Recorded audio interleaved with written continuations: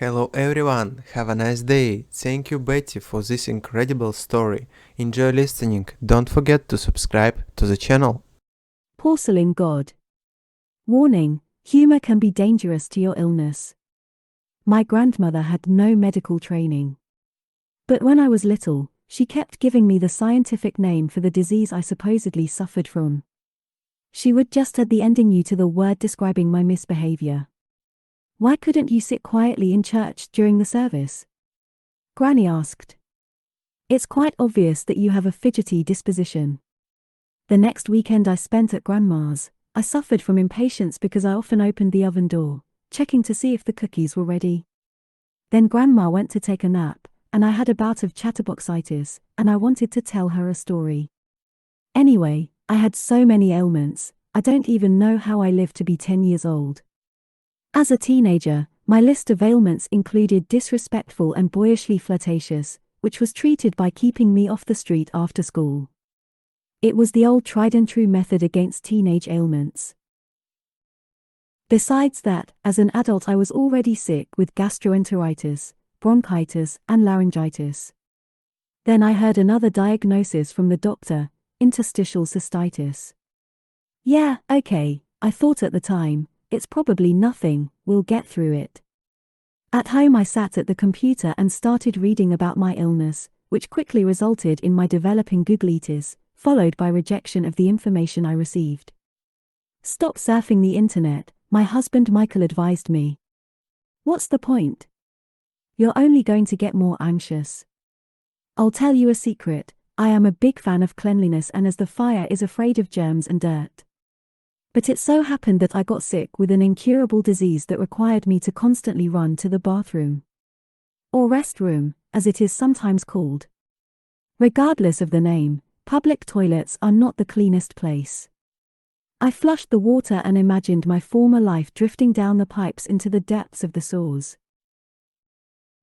I hoped that my condition would not become as bad as some medical journals described, and that I would not have to run to the bathroom every 10 minutes. I had a husband, 2 kids, a job, and 3 dogs. I didn't have time to unzip my pants 50 times a day. I wanted to start wearing leggings, but I changed my mind because I wanted to look as stylish as before. My illness had made me much less confident, and I was in constant pain that brought tears to my eyes.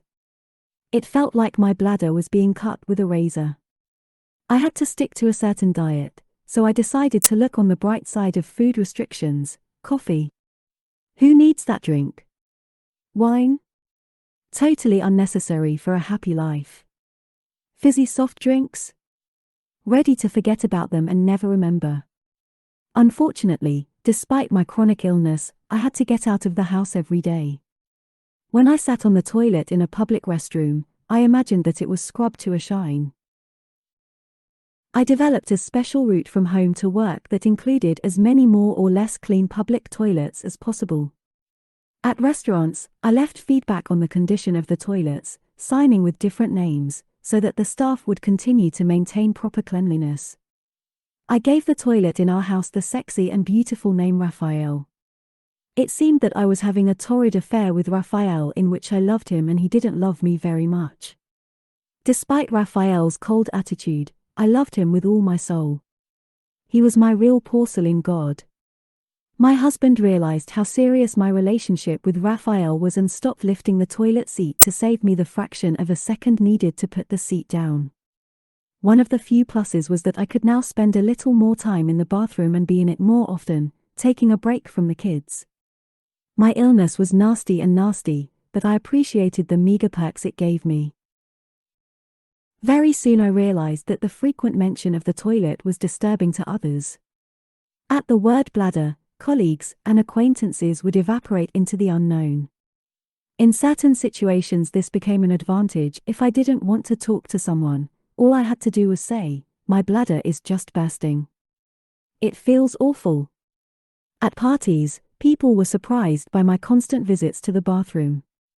I wanted to reassure the hostess that she made a great meal and I wasn't examining her makeup and medications in the closet in the powder room. If I went into the bathroom 5 times in an evening, some guests refused to hold my hand goodbye. Perhaps if I stayed home all the time, there would be fewer of these problems, but they would, alas, not completely disappear.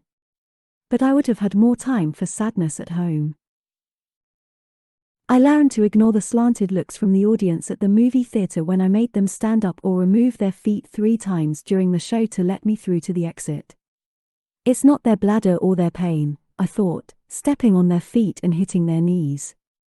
Sometimes I was lucky enough to sit next to a man in years or a pregnant woman who took my running from the movie theater and back with a nod of understanding and sympathy. Once I even decided to buy drinks and food in the lobby and distribute to the people in my row, but I didn't. When I returned, my husband began to whisper what I had missed, eliciting disapproving murmurs from the neighbors. Sometimes, if I couldn't find a side seat, I would cancel the screening altogether. I was inconveniencing myself and inconveniencing others. But it couldn't be helped. I couldn't control what people thought of me, could I? Perhaps people should have felt grateful that I didn't go to comedy. Laughing fits with my condition can cause involuntary urination. Interstitial cystitis is no laughing matter, although a smile and humor help in the most difficult situation. It is a disease that is not accepted to discuss in society. However, now I do not hesitate to say the word bladder as if I were saying leg. I don't hide my problems, and my friends don't judge me when I apologize half-heartedly and rush to the bathroom. My family members are not angry that our vacation trip to Smoky Mountains now takes 13 hours instead of 10. Everyone with a chronic illness knows that an illness drastically changes a person's lifestyle without asking whether or not they want the change.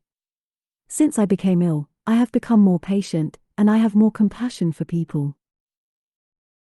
I realize that the man blocking my way to the bathroom may be suffering from leg disease, and the woman who won't order at the counter at the fast food restaurant may have recently had a stroke. A person's face doesn't say what he's sick with. But sick people have to live, too. I don't need compassion.